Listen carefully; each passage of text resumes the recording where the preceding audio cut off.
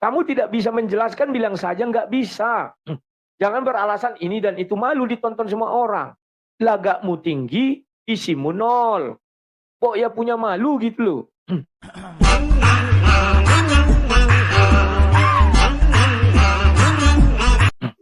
Halo, Aristo apa kabar? Sorry mengganggu. Halo, Rudy Yohanes, Sang The Salam. Betters. Salam, Bang. Iya. Boleh nimbrung? Oh, boleh banget. Ya, aku mendengar celotehan kau lucu kali. Nah, saya tertarik kamu mengatakan Islam memuliakan wanita. Ya, saya belum temukan itu faktanya. Karena kalau kita lihat di Afghanistan, itu yang melaksanakan syariat Islam sungguh-sungguh. Wanita keluar rumah tidak boleh, harus pakai ini, pakai itu. Banyak sekali perintah dan larangannya. Ya, bahkan kalau kita lihat di Arab Saudi juga begitu. Cuman sekarang mereka sudah melonggarkan karena mereka ikut ke barat-baratan. Raja Arab sudah mulai tidak pakai burka lagi, ya. Nah, kalau kamu katakan demikian, ya saya sudah baca Quran, memang yang terjemahan bahasa Indonesia. Saya belum menemukan di situ ada wanita yang dimuliakan selain dari Maryam, bukan Maria ya. Kenapa di situ dikatakan Maryam itu dimuliakan? Karena dia adalah wanita yang dipilih oleh Allah SWT untuk melahirkan seorang anak manusia yang tanpa hubungan seksual. Nah, kan begitu ya. Maka dianggaplah itu yang paling unik di antara semua-semuanya. Padahal kalau kita ketahui banyak lagi wanita-wanita tangguh. Contohnya asal-usul dosa kan dari istrinya si Adam. Bukan si Adam yang pertama, tapi dari istrinya. Cuman Al-Quran kurang jeli melihat hal itu, sehingga tidak ada dijelaskan bahwa si Adam duluan memakan pohon itu, baru dikasih kepada suaminya. Itu nggak ada. Saya sudah baca bolak-balik sampai kepala saya botak kiri kanan. Ya. Dan wanita lagi yang paling terkemuka itu lagi banyak ya, kalau dalam Kristen ada Ruth, ada Deborah, dan lain sebagainya macamnya. Saya setuju dengan ucapan Aristo bahwa 1500 tahun yang lalu wanita Islam tidak dianggap, kan begitu dalam ajaran Islam, atau pra-Islam lah ya, itu dianggap tidak ada arti. Bahkan sekarang pun kalau TKI kita ke Arab itu kan tidak dianggap. Sebentar bang, bukan dalam Islam bang, masih zaman dulu sebelum datang Islam itu dia pra-Islam, kan aku bilang pra-Islam. Iya, kan sudah aku bilang pra-Islam. Jangan dibilang di Islam. Iya, di Islam juga begitu. Zaman Nabi Muhammad pun kalau kalian lihat, waktu pasukan-pasukannya mana ada penghormatan terhadap wanita. Ya, biasa itu zaman dulu karena orang belum punya intelektual mungkin. Nah, kemudian Aristo saya tertarik, kamu mengatakan hanya Islam yang mengajarkan satu istri. Tidak. Alkitab juga menjelaskan hal itu ya, dua menjadi satu. Dan saya ingin membahas sama kalian surah An-Nisa 3 itu. Kalau ada yang berani silakan ajukan diri, kita buka ayat itu, kita baca baik-baik apa dasar poligami. Silakan. Oke. Jadi teman-teman ya, Sang Debaters ini sudah lama saya kenal. Dan berada dalam satu forum diskusi itu kami sudah sejak tahun yang lama itu kami sudah hadir. Dan saya sudah paham betul karakter Sang Debaters Wak Labu ini dalam berdiskusi. Gitu. Kenapa saya bilang paham? Karena memang kekuatannya itu hanya sampai pada asumsi. Begitu. Ya, tidak kepada pengetahuan. Ya. Jadi bagi saya gini ya teman-teman ya, kalau ada agama lain yang meragukan tentang kenabian Nabi Muhammad, menolak tentang kenabian Nabi Muhammad, dan mendiskreditkan kehidupan Nabi Muhammad, bagi saya itu sesuatu yang biasa. Dan nggak apa-apa, dan itu bukan masalah. Karena mereka tidak beriman. Kalau Sang Debaters ini mengakui tentang kehidupan Nabi Muhammad, mengakui tentang kenabiannya, maka dia tidak lagi menjadi Kristen. Dia akan menjadi seorang mu'alaf, sama seperti gelar yang disematkan kepada saya. Begitu. Ya. Nah, begini teman-teman ya. Kalau kemudian Islam dituduh tadi pakai burka apalah berbicara tentang Afghanistan, ya, saya ini sudah sampai ke beberapa negara Arab. Nah, makanya tadi saya katakan narasi-narasi yang dikembangkan oleh sang debaters ini hanya sampai pada asumsi, ya, sampai pada kebencian tentang melihat Islam itu seperti apa. Tidak mempelajari dengan jelas. Kalau kita mencari sebuah kebenaran, sebuah jawaban benar atau tidak tentang asumsi kita, maka sebenarnya kita harus berangkat dan mencari, membaca tentang sejarah dan literatur kehidupan siapa Muhammad. Berbicara tentang Nabi Muhammad, maka akan datang sebuah pertanyaan, teman-teman ya. Pertanyaannya apa? Adakah orang-orang di luar Islam, ya, yang bergelar profesor yang menulis tentang Nabi Muhammad, bahkan mengakui siapa Nabi Muhammad? Banyak. Orang-orang Kristen itu sendiri menulis. Seorang pahlawan besar, Napoleon Bonaparte, menulis dalam bukunya. Apa katanya? Nabi Muhammad datang menyelamatkan bumi yang hampir punah. Terkait tentang istri-istri Nabi Muhammad, semua dinikahi. Dinikahi itu, menikah itu, ya, wanita-wanita yang dinikahi itu adalah sebuah penghargaan, mendudukan kemuliaan wanita, dihargai sebagai wanita ketika wanita itu dinikahinya. Kalau ada wanita yang tidak dinikahi tapi ditiduri, melahirkan anak, itu tidak dihargai tetapi dihinakan. Nah, Nabi Muhammad, apa yang salah dengan kehidupan Nabi Muhammad ketika dia menikahi wanita-wanita itu? Kenapa Kristen tidak pernah melihat tentang literatur Kristen, bagaimana kemudian nabi-nabi yang tercatat di dalam kitab suci Kristen menikahi ratusan bahkan beberapa gundik-gundik. Yang terakhir ya, teman-teman ya. Saya mau bilang begini. Kristen tidak punya tempat mendiskreditkan Nabi Muhammad. Kenapa? Kalau kakeknya Yesus itu tidak poligami, tidak ada Tuhannya Kristen. Itu fakta. Nah, kemudian yang menjadi bapak gereja yang diimani oleh sang debaters labu ini, apa dia katakan? Ya, poligami itu bukanlah sebuah kejahatan. Martin Luther mengatakan itu. Dan bapak-bapak gereja itu mereka poligami. Jadi kalau bapak-bapak gereja mengajarkan poligami ini dan lain sebagainya, kok poligami dituduhkan kepada Islam gitu? Itu mungkin sang debaters. Siap, terima kasih Aristo. Mohon maaf Aristo, kamu bicara tanpa dasar. Kamu mengatakan saya mendiskreditkan Muhammad, tidak pernah ya, sorry. Saya tidak membahas Muhammad tadi. Saya hanya bicara tentang poligami yang kamu bahas, kebetulan saya dengar. Makanya saya ajak kamu berdiskusi mengenai surah 4 ayat 3 untuk kita membahas dasar-dasar poligami. Harusnya itu yang kamu jelaskan. Kemudian kalau kau katakan bapak-bapak gereja poligami, saya belum temukan satu bapak gereja yang poligami, apalagi dari Katolik karena mereka tidak bisa menikah. Ya, itu juga tuduhan yang membabi buta tanpa dasar. Kemudian kalau kamu bilang saya asumsi, saya tidak pernah berasumsi ya.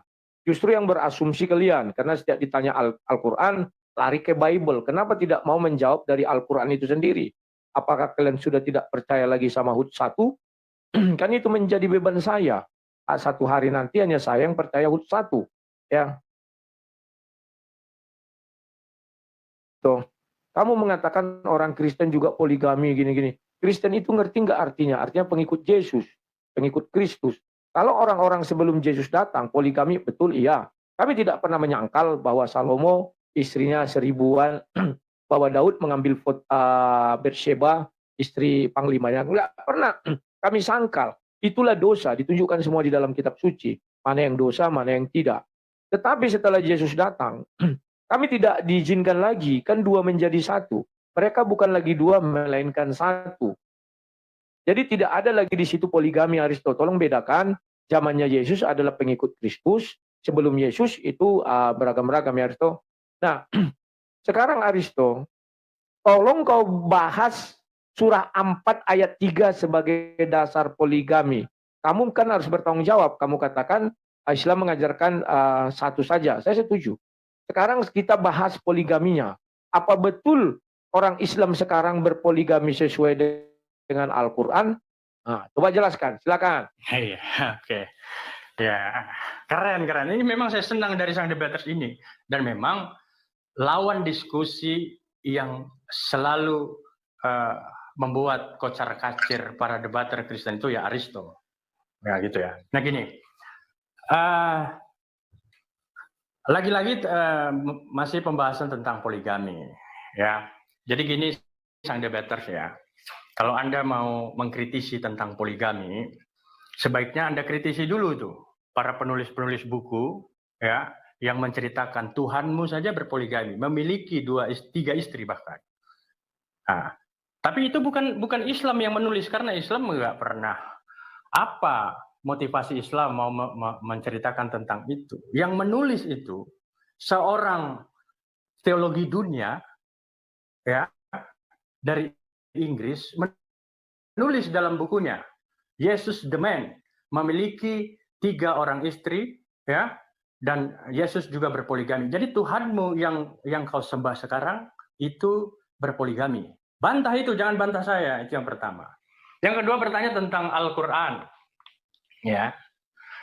Ini kadang-kadang saya merasa lucu dengan teman-teman Kristen ini, selalu berusaha mempertanyakan tentang Al-Quran. Dan mereka tidak pernah mau menerima apa penjelasan kami tentang pertanyaan mereka. Maka jawaban saya sebenarnya sederhana. Islam itu diprioritaskan, diperuntukkan kepada manusia yang berakal sehat. Ya, itu Islam. Islam, kebenaran, tidak akan pernah sampai, Islam itu, kebenaran itu hanya sampai pada orang yang berakal.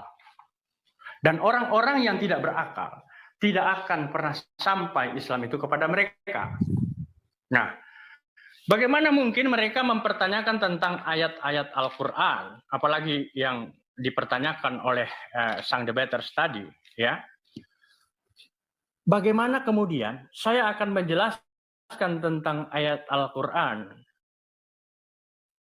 sementara di waktu yang sama mereka tidak sedang berakal sehat. Kan gitu.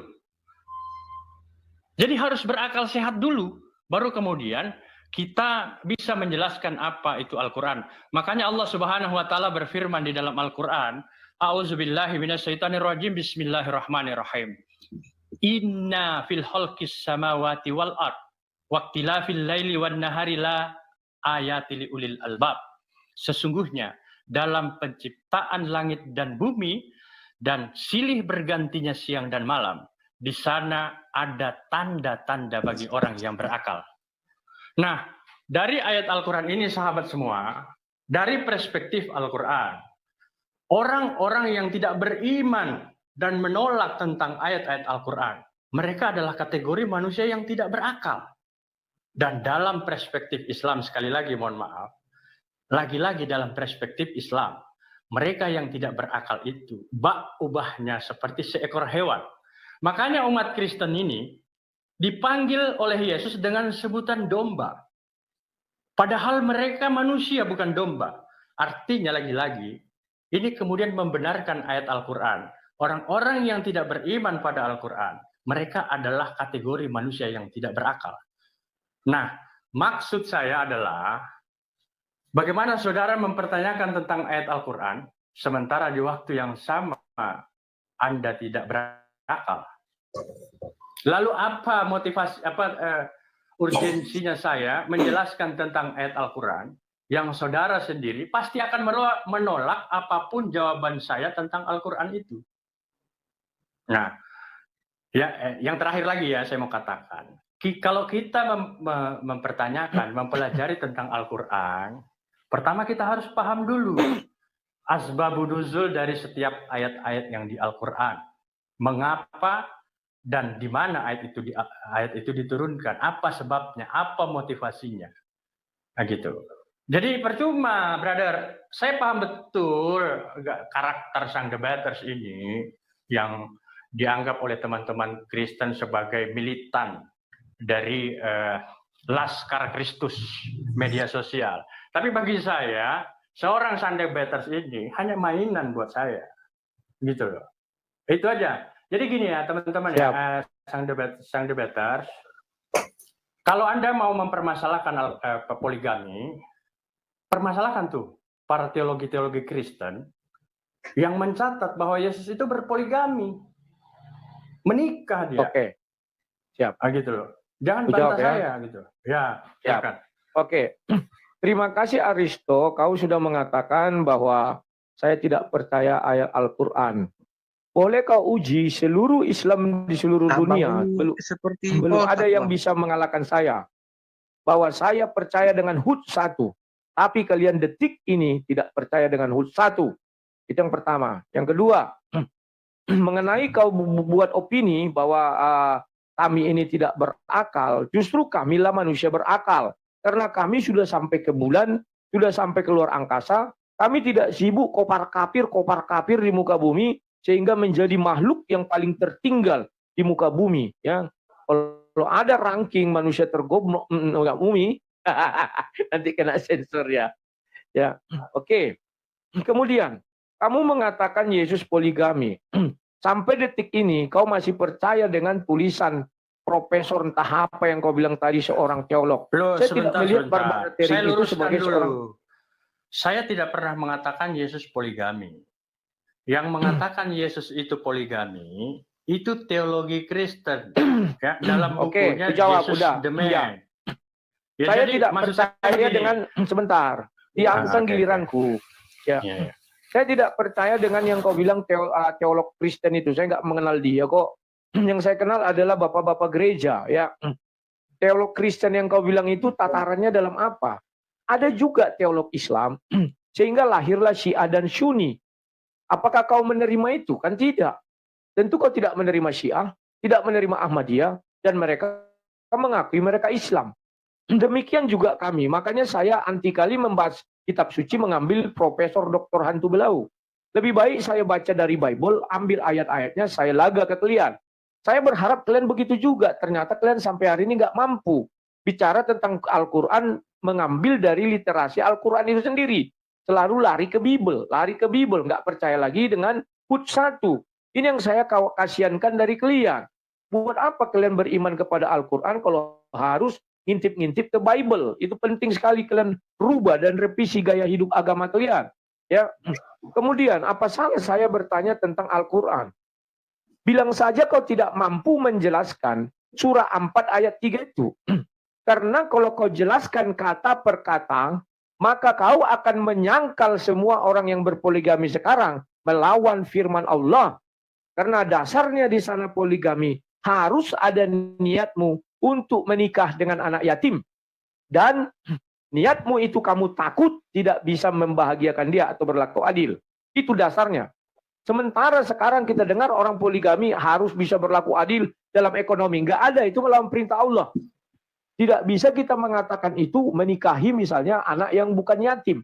Misalnya masih ada kedua orang tuanya. Nggak bisa. Pahami ayat itu. Yang kedua, dasar poligami itu bukan menikahi satu, terus tambah satu lagi, terus tambah satu lagi. Inilah kesesatan dari orang-orang sekarang yang melegalkan poligami. Kenapa saya bilang itu? Baca ayat itu baik-baik. Jikalau kau tidak berpikir, tidak sanggup berlaku adil, maka nikahilah dua. Langsung dua nikah ya. Anak-anak yang bukan yatim. Misalnya kedua orang tuanya masih ada. Langsung dua. Bukan satu tambah satu. Nggak ada itu. Kalian tidak paham ayat Al-Quran kalian sendiri. 2, 3, atau 4. Tapi jikalau orang-orang yang bukan anak yatim ini kau nikahi 2, 3, atau 4. Kau pun merasa tidak sanggup berbuat adil kepada mereka. Maka nikahilah satu saja. Jadi tidak, kalau kau menikahi satu, artinya kau tidak sanggup menikahi 2, 3, atau 4. Makanya kau nikah satu. Kenyataannya sekarang ayat ini dipelintir oleh banyak orang yang maniak terhadap kelamin. Jadi mereka menikahi orang itu satu, tambah lagi. Nggak ada perintah Al-Quran tambah. Baca ayat itu baik-baik, nggak ada tambah. Tapi 2 nikahi, atau 3, atau 4. Tapi jikalau kau merasa tidak mampu menikahi 2, 3, atau 4, 1 saja. Jadi kalau orang menikahi 1, artinya dia sudah tertutup untuk poligami. Pahami ayat itu dengan baik dan benar. Ya. Kemudian, kau mengatakan istilah berakal sehat. Apa sih takaran berakal sehat ini? Saya belum pernah melihat orang-orang Islam ini mengatakan orang lain, menuduh orang lain tidak berakal sehat, sementara mereka pun akal sehatnya dari mana saya nggak tahu. Mengatakan Tuhan pencipta langit dan bumi, begitu ditanya daratan hari keberapa dicipta atau masa keberapa, nggak tahu. Terus mengaku-ngaku Musa bertuhankan kepada Allah SWT, setelah dibuktikan tuh Musa tidak pernah bertuhankan kepada Allah SWT. Terus akal sehatnya di mana? Yang terus ketika ditanya lagi, apakah Musa sampai masuk ke tanah Kanaan sesuai surah 5 ayat 21? Nggak tahu jawabnya. Terus akal sehatnya itu di mana kalau serba nggak tahu dan serba goib atau serba wallahu alam? Akal sehatnya di mana? Terus yang berikutnya ya, domba. Terlalu panjang. Ya. Nggak, dikit lagi nih, kan sama dengan kau. Dikit lagi. Ya. Kau bicara tentang domba, ya. Itu memang panggilan ke kami karena perumpamaan dari Tuhan kami. Betul merujuk kepada domba agar manusia gampang mengerti bahwa domba itu pertama sifatnya digembalakan. Itu yang pertama sekali. Baru yang kedua dia hidup dalam bentuk kawanan. Baru yang ketiga kali dia bersih. Tidak seperti babi masuk ke kubangan. Ya, oke. Terima kasih Aristo. Tolong kau bahas surah 4 ayat 3. Ajari saya. Buktikan akal sehatmu. Silakan. Ya. Ya ini teman-teman, saya bilang makanya apa ini di apa ya? Itu komentar catat. Wah, hebat Rudi. Apa yang kalian banggakan dari Rudi Yohanes ini? Isinya nggak ada, muter-muter kayak gasing. Yang dibahas nggak jelas, yang dipertanyakan juga nggak jelas. Oke. Saya mau memulai dari mana agak bingung juga gitu. Dia katakan bahwa saya tidak kenal yang menulis tentang Tuhan yang mereka tuhankan itu beristri bahkan berpoligami. Anda tidak kenal, tetapi suara Anda tidak mewakili umat Kristen pada umumnya. Buku itu ditulis oleh seorang teologi, ya, teologi ternama, teologi dunia, dan buku itu belum bisa dibantah oleh seorang Kristen yang ada di bumi ini. Jadi Tuhan kalian itu menikah. Nah, kemudian dia izin Aristo, nama teolognya itu siapa? Dulu, ini waktu saya. Enggak, izin aja, namanya aja. Jangan dipotong itu, Walabu. Jangan dipotong. Iya, sebentar dulu, jangan dipotong. Nanti saya jelaskan. Hanya nanya nama aja kok. Iya. Berarti Anda selama ini jadi Kristen apa ininya? Gitu loh, tidak pernah tahu dan tidak pernah mau tahu. Anda hanya tahunya masuk gereja, nyanyi-nyanyi, pulang sudah ditebus dosanya. Jadilah Kristen yang baik. Cari tahu gitu. Nah, jadi begini ya. Seorang mantan pastor mengatakan dalam statementnya, dan statement itu sudah diketahui oleh para teologi dunia dan para pendeta. Dia mengatakan apa? Tidak mungkin seorang itu berakal sehat. Dalam waktu yang sama, dia adalah seorang Kristen. Artinya dari pernyataan dia ini, ingin mengatakan bahwa orang Kristen itu memang tidak berakal. Lagi-lagi, jangan tersinggung-tersinggung. Ini saya katakan fakta. Dan saya mengatakan data. Kemudian tadi bahasa si Rudi Yohanes keren betul. Dia mengatakan goblok apa tolol. Dia tidak sadar. Di dalam kitab sucinya Yeremia 4:22 atau berapa lah ya. Mohon maaf kalau saya lupa, tolong diluruskan. Ya kan? Di sana dikatakan, betapa bodohnya umatku ini, mereka bodoh dan tolol. Mereka tidak pernah mengenal aku, bla bla bla bla, dan seterusnya. Tercatat di dalam kitab suci umat Kristen. Dan lagi-lagi Rudi Yohanes, Anda harus imani bahwa dalam kitab saudara disebutkan bodoh dan tolol. Kemudian, dalam diskusi saya pada kesempatan hari ini, saya ingin mengatakan bahwa saya mengutip pernyataan Yesus di dalam Bible. Kalau tadi Rudi Yohanes katakan seperti babi dalam kubangan, saya mengutip ayat Bible. jangan lemparkan mutiara itu kepada babi dan anjing. Karena babi dan anjing itu, dia tidak tahu mana mutiara dan mana bukan mutiara. Ini pernyataan Yesus yang saya kutip. Nah, ayat-ayat Al-Quran itu adalah mutiara yang tidak cocok dilemparkan kepada babi dan anjing. Lagi-lagi jangan tersinggung-tersinggung. Ini diskusi. Kita boleh sepakat untuk tidak sepakat, teman-teman ya. Ini hanya diskusi. Nah, Anda jangan paksa saya. Ya. Bagaimana Anda katakan tadi, Anda beriman, percaya kepada kitab Hud.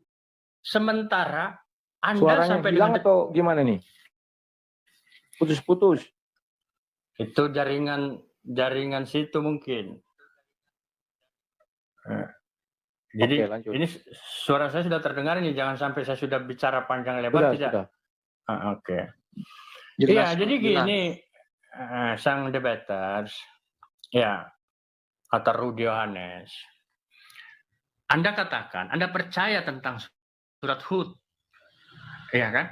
Kalau Anda percaya surat Hud, Anda harus percaya Nabi Muhammad sebagai Nabi terakhir yang datang untuk mengkritik keimanan Kristen yang menjadikan anak orang sebagai Tuhan.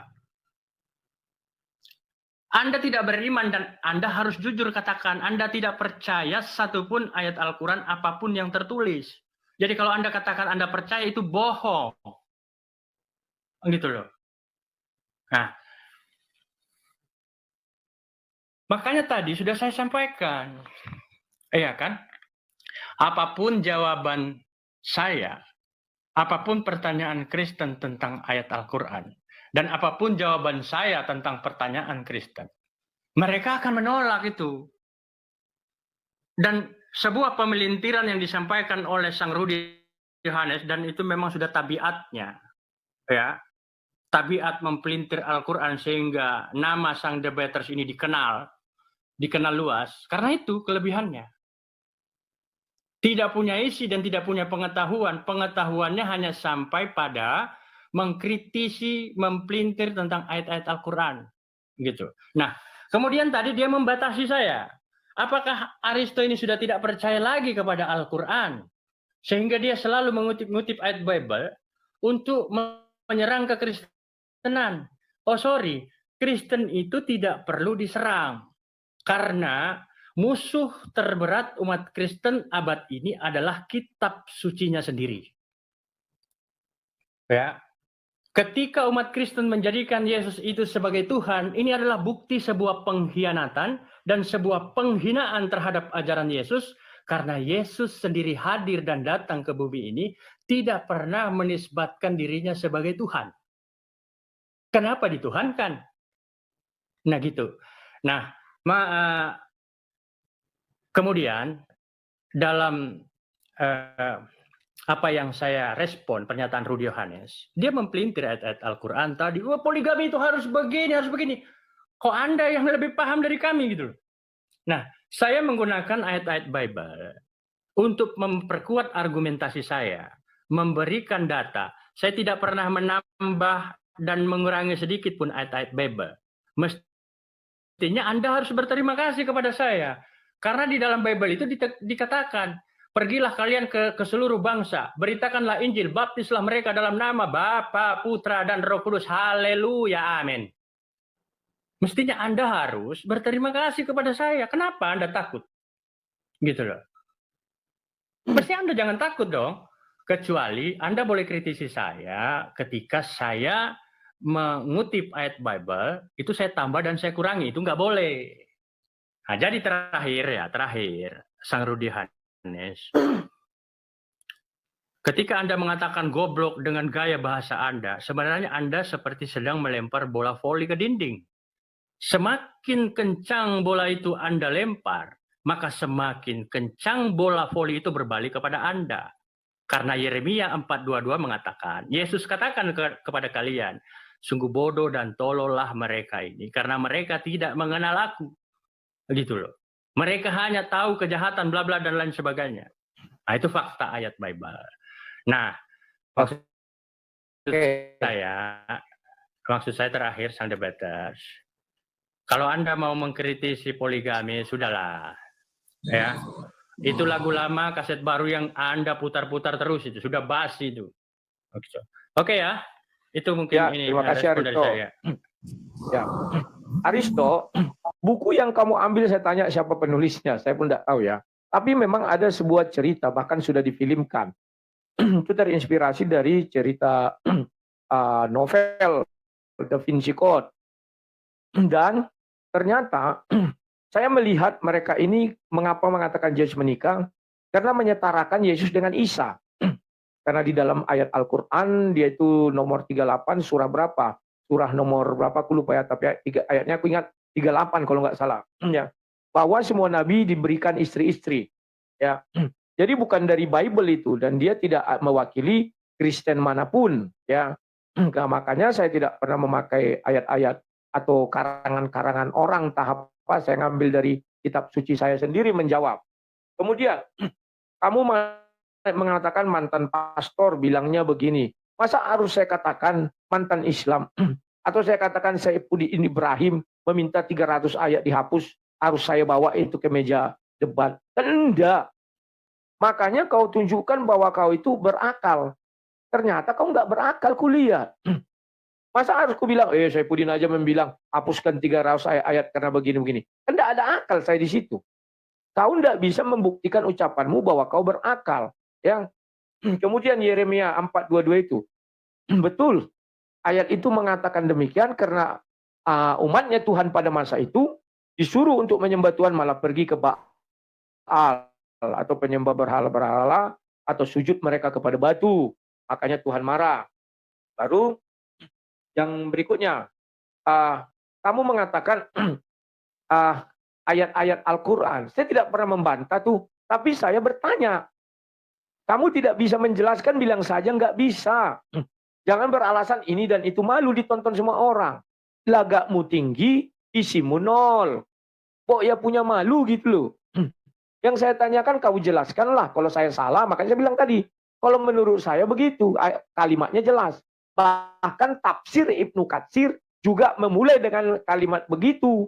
Bahwa ada seorang wanita yang diasuh oleh rekan bisnisnya atau pamannya, dia punya harta. Begini, begono, begini. Baca aja tafsir Ibnu Katsir. Ya.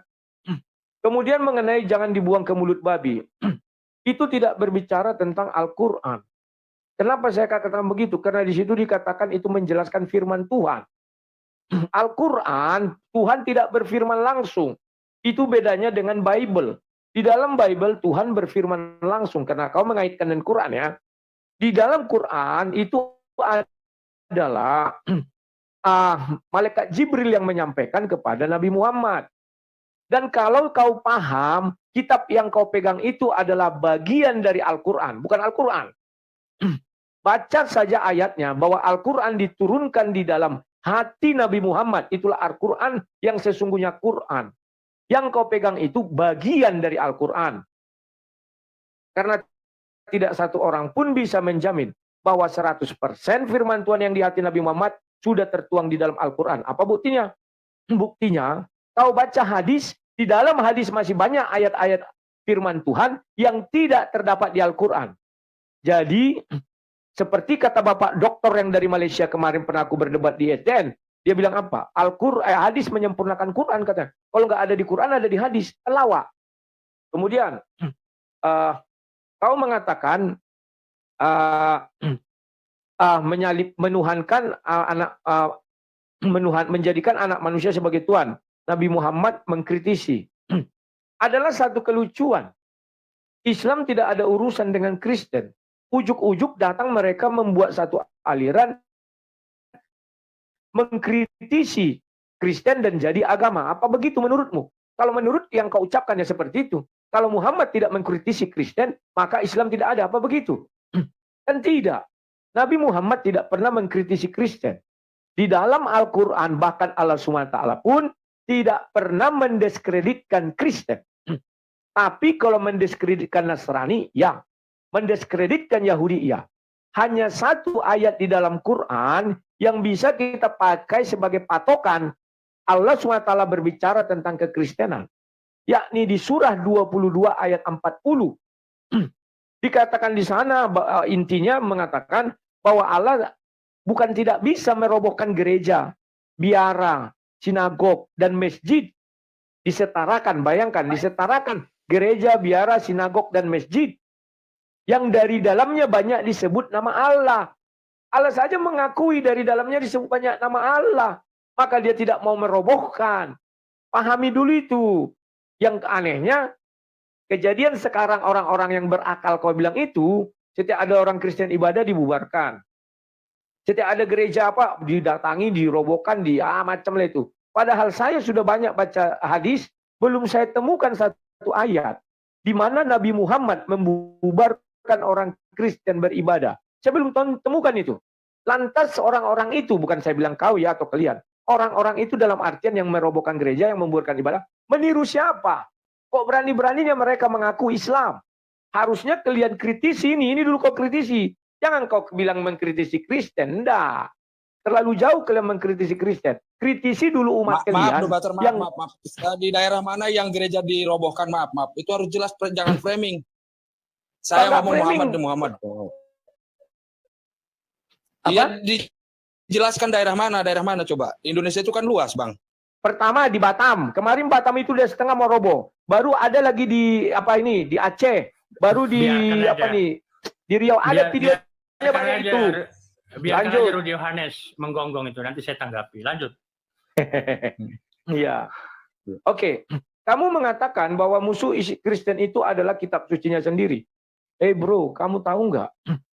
Musuh terbesar umat Islam itu apa? Ya sama, kitab sucinya juga. Karena kitab sucinya ditafsir orang sesuka hati. Kau baca tafsir surah 4 ayat 157. Bagaimana Kemenak bisa melebihi Allah SWT? Allah SWT diinjak-injak di situ. Kalian nggak sadar. Allah SWT, Rasulullah Muhammad SAW tidak pernah mengatakan yang disalib adalah Yudas Iskariot. Tetapi tafsir Kemenak mengatakan yang disalib bernama Yudas Iskariot. Jalannya dari mana? Artinya apa? Allah itu levelnya bukan level Kemenak, di bawah Kemenak. Karena Allah tidak tahu siapa yang disalib diserupakan. Baca tafsir, saya nggak menambah, tidak mengurang. Maka kalian nggak tahu itu kawan. Kalian hanya asal nyap-nyap, tidak pernah baca tafsir-tafsir itu. Ya. Kemudian, tadi Aristo mengatakan untuk bicara satu ayat harus lihat asbabun nuzul. Siapa di antara kalian yang sanggup melihat semua asbabun nuzul satu kitab itu? Makanya kalau kau sanggup harus uraikan, ku bilang surah 4 ayat 3. Pendek aja itu. Ya. Nah, kemudian kok Anda lebih paham? Ya. Kalau kamu mengatakan kau lebih paham, bagaimana jalannya kau lebih paham dari aku, Aristo? Apakah aku bisa mengatakan aku lebih paham Al-Quran dari kau? Tentu kau bilang, oh nggak bisa.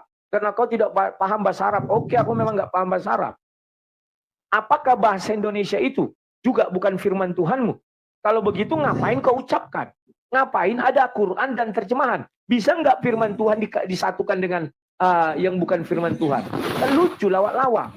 Harusnya orang Islam tidak punya kitab terjemahan, tapi Al-Quran tok berbahasa Arab. Begitu ada terjemahan, itu kan kayak kata yang lain, karya tulis Kemenak. Karena ada itu. Ya ngapain karya tulis disatukan dengan firman Tuhan? Pahami dulu ini. Jangan asal kalian nyap-nyap. Ya. Oke Aristo, itu yang bisa aku sampaikan, silakan. Oh, satu lagi. Saya tidak pernah mempelintir-pelintir ayat, Aristo. Kamu baca ayatnya itu, makanya saya suruh kau menerangkan. Agar saya jangan tersesat. Saya masih percaya Hud 1. Silakan. Ya, oke. Teman-teman, sebelum ke teman-teman yang lainnya, sini ada Bang Indra Mose dan teman-teman lainnya. Ya, saya izin Bang. Ya, izinkan saya bisa bernarasi sedikit, Bang. Boleh. Dia tanyakan tentang dia selalu mempermasalahkan tentang poligami ya. Jadi kalau kita menjawab masalah poligami yang sering dijadikan permasalahan oleh saudara-saudara Kristen, jadi mereka ini orang-orang Kristen sangat gerah jika mendengar yang kata poligami. Padahal sebenarnya sangat jelas ya kan, dan banyak ayat dalam Alkitab bahwa semua nabi melakukan poligami juga, dan Allah tidak pernah marah akan hal itu. Sebelumnya di sini saya mau bernarasi permasalahan tersebut, saya ingin mengajak saudara pendeta ini atau Bang Rudi Yohanes ini, ayo kita kutip dalam Markus 10, 11-12 itu, yang berbunyi begini. setiap orang yang menceraikan istrinya, maka ia hidup dalam perzinahan terhadap istrinya itu. Dan siapapun yang kawin dengan perempuan itu, ia berbuat zina. Ya kan? Jadi sangat jelas apa yang dikatakan Yesus di dalam ayat ini. Jadi di sini Yesus berkata, jika ada seorang yang menikah lantas orang itu cerai dan dia menikah lagi, baik itu laki-laki dan perempuan dengan pasangannya lainnya, maka keduanya telah melakukan perzinahan jika dia menikah lagi. Kan seperti itu.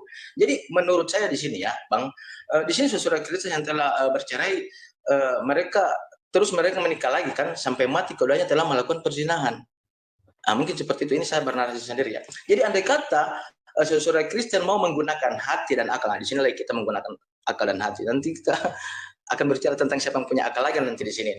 Jadi jika saudara Kristen menggunakan akalnya, maka di sini saudara Kristen akan menemukan suatu kebenaran bahwa ayat yang saya bacakan tadi itu sangat erat kaitannya dengan poligami. Coba kita pikir dengan hati, dengan akal kita. Jika umat Islam menikah lagi dengan persetujuan yang jelas dan istri dari istri pertama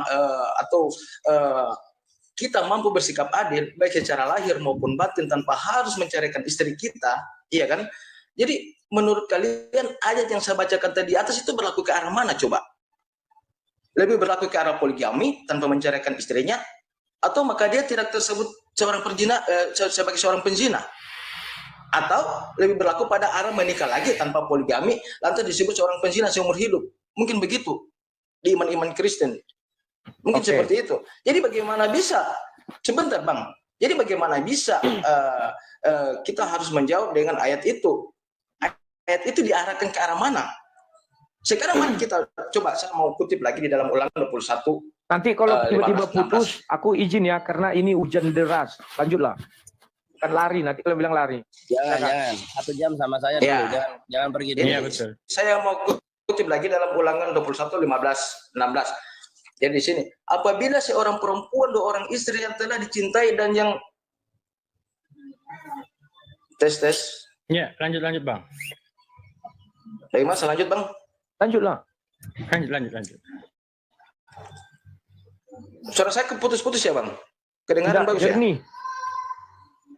Jelas. Putus suaranya jaringannya. Ya, jadi di sini saya mau kutip dalam Ulangan 21. Atau nanti mungkin Bang Rudi Yohanes bisa buka dalam Ulangan 21 ayat 15 sampai 16, Keluaran 21 sampai 10. Jadi di sini intinya ya, di sini saya mau mengatakan begini, seandainya pada masa Yesus jika praktek poligami ini tercela dan harus dihapuskan, pasti Yesus menyikapinya dengan tegas. Ternyata Yesus tidak pernah menghapus aturan tentang poligami. Yang ada, Yesus menerapkan tentang aturan para nabi terdahulu. Atau Yesus mengatakan begini, janganlah kamu menyangka bahwa aku datang untuk menyediakan hukum Taurat atau kitab para nabi. Aku datang bukan untuk menyediakannya, melainkan untuk menggenapinya. Jadi itu aturan-aturan tentang poligami di dalam kitab para nabi itu tidak ada sama sekali Yesus untuk membatalkan atau Yesus untuk membantah bahwa poligami itu dilarang. Oke, sekian, terima kasih. Ya, tunggu sebentar. Saya tambahkan ya. sebentar, Lai. Saya mau luruskan pernyataan Anda yang sesat itu tentang penolakan pembangunan gereja ya. Ini harus sebentar dulu Pak Pendeta yang tadi bahas sama Pak Aris, nanti aja dibahasnya. Sekarang tinggal yang Pak Aristo aja dulu tanggapan dari Pak Pendeta. Silakan Pak Aristo. Yang lain jangan diputus dulu ya, biar tanggapin dulu sama Pak Aristo ya. Iya, jadi gini ya. Ini pernyataan-pernyataan yang liar yang selalu keluar dari oknum-oknum Kristen ini seperti Rudi Yohanes ini. Ini sebenarnya penyesatan yang sangat luar biasa yang selalu dituduhkan terhadap Islam tentang penolakan pembangunan rumah ibadah. Jadi teman-teman, negara ini adalah negara hukum. Dan semua itu sudah diatur dalam SK 2 Menteri. Pemerintah mengeluarkan regulasi aturan ini untuk kemudian memberikan kerukunan antar umat beragama. Nah, dari pernyataan Rudi Yohanes ini sebenarnya dia harus malu menyentil tentang penolakan pembangunan gereja ini. Kenapa?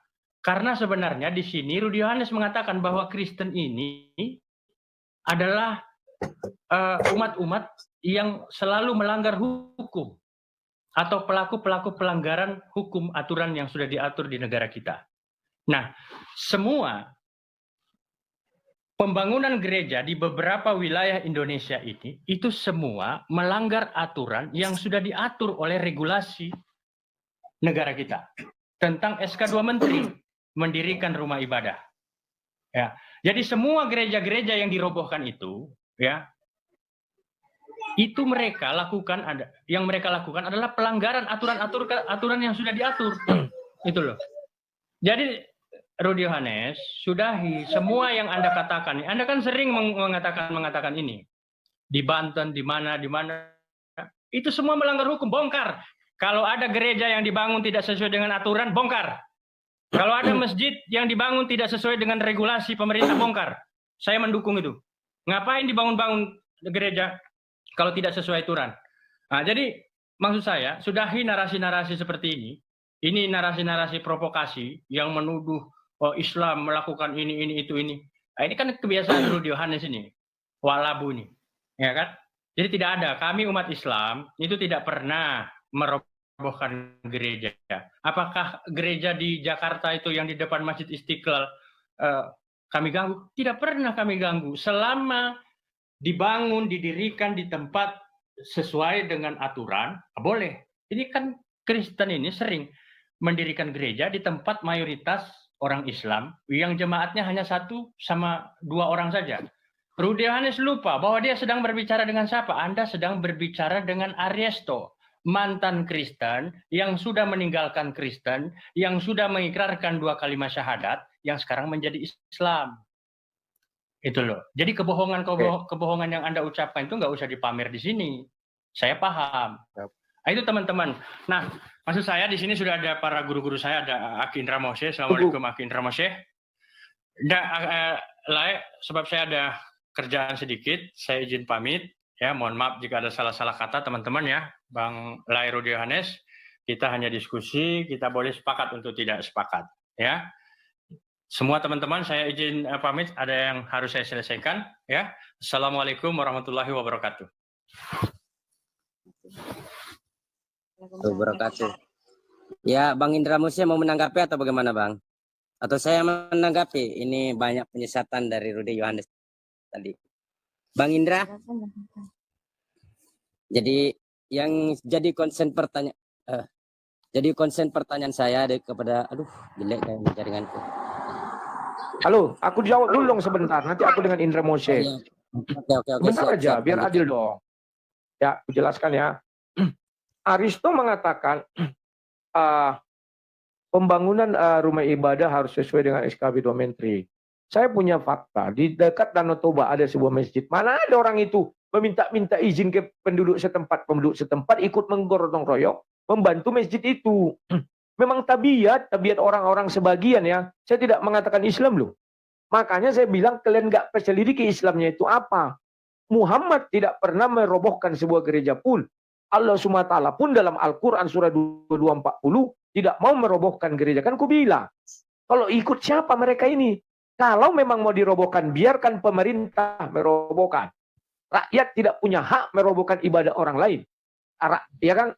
Kemudian, kalau kalian berbicara lagi tentang undang-undang tertinggi, itu adalah Undang-Undang Dasar 1945. Di sana dijamin kebebasan orang untuk beribadah dan memeluk agama sesuai kepercayaannya masing-masing. Lah, bagaimana kami beragama tidak punya rumah ibadah? Tidak ada ditulis di Undang-Undang Dasar 1945 pasal 29 itu bahwa harus menyetujui, harus sesuai dengan SKB 2 Menteri. Nggak ada itu. Kan begitu. Makanya di negara ini kita sebenarnya banyak sih yang kita apakannya. Masa Undang-Undang Dasar yang paling tinggi bisa dibawa SKB 2 Menteri? Nggak ada itu ya. Tetapi saya kan tidak mempermasalahkan itu tadi. Yang saya bilang, kenapa ada segelintir orang? Siapa yang mereka tiru? Muhammad saja nggak pernah merobohkan gereja. Apa Muhammad tanya, ada izinnya nih nggak? Nggak pernah. Pernah nggak kalian baca di hadis Muhammad membubarkan orang ibadah di gereja Nasrani? Nggak pernah. Entahlah kalau kalian temukan, saya nggak tahu. Kemudian, mengenai poligami yang kamu bilang tadi ya. Islam poligami harus persetujuan istri pertama dan adil. Inilah yang namanya kalian melawan firman Allah SWT. Dasar untuk poligami tidak ada seperti itu.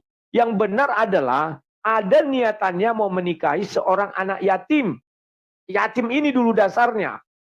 Pahami dulu, makanya aku suruh Aristo membacakan ayat itu dan menjelaskan. Dia nggak mampu, tapi dia menggoring opini seolah-olah dia paling hebat dari semuanya. Enggak. Kemudian,